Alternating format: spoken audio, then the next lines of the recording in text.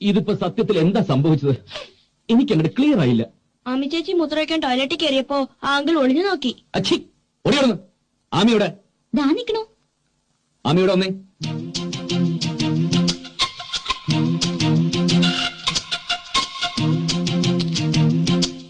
നീ എന്തിനാ ഔട്ട് ഹൗസിന്റെ ടോയ്ലറ്റിൽ പോയത്? ടോയ്ലറ്റിൽ പോണെന്ന് തോന്നുമ്പോ ടോയ്ലറ്റിൽ തന്നെയല്ലേ പോണ്ടേ, അല്ലാണ്ട് കിച്ചണിൽ പോയിട്ട് കാര്യമുണ്ടോ? ഇത്രയും വലിയ വീട്ടിൽ എത്ര ടോയ്ലറ്റ്സ് ഉണ്ട്? എന്നിട്ട് നീ എന്തിനാ ഔട്ട് ഹൗസിന്റെ ടോയ്ലറ്റിൽ തന്നെ പോയെന്നാ ഞാൻ ചോദിച്ചത്. അത് അതിന്റെ മുമ്പിൽ എത്തിയപ്പോഴാണ് എനിക്ക് അങ്ങനെ തോന്നിയത്. നീ അതിനകത്ത് കയറിയിട്ട് പാമ്പ് പാമ്പ് എന്ന് ഉറക്കം വിളിച്ചോ? അയ്യേ, എന്താ രവിയേട്ടത്? ആരെങ്കിലും ടോയ്ലറ്റിൽ കയറി പാമ്പ് പാമ്പെന്ന് വിളിക്കുവോ? ചിലര് മൂളിപ്പാട്ട് പാടുന്നൊക്കെ കേട്ടിട്ടുണ്ട്. ഞാൻ അതും കൂടി ചെയ്യില്ല. നീ ആ കുതിരപ്പുറത്തുനിന്ന് താഴെ വീണന്റെ ദേഷ്യം തീർക്കാൻ ഡെന്നീസിനിട്ട് വേല വെച്ചതല്ലേ? എന്റെ ഗുരുവായൂരപ്പ, കുതിര പുറത്തുനിന്ന് വീണ കുതിരയോടല്ലേ ദേഷ്യം തോന്നണ്ടേ? രവിയേട്ടൻ പറഞ്ഞു കേട്ടതൊന്നും ഞാൻ ടെന്നീസിന്റെ പുറത്തുനിന്ന് വീണേന്ന്. ബാത്റൂമിൽ കയറി കഴിഞ്ഞാൽ ആദ്യം എല്ലാരും